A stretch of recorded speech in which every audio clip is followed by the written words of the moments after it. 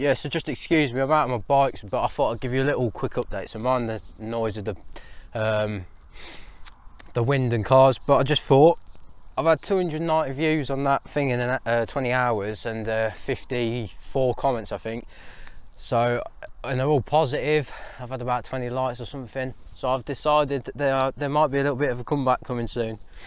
But I'm probably not going to upload anything really this month until early April, until we can get outside.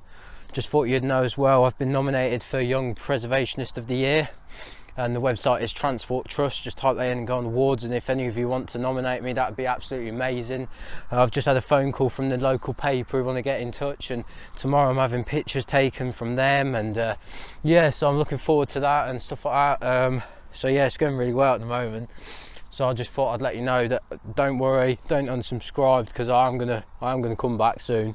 But yeah, I just appreciate everyone who's been saying stuff, and I hope to see you in the future. And yeah, I just got to come back fighting, I guess. So that's what will be happening. So yeah, thank you very much for watching, and yeah, I'll see you soon.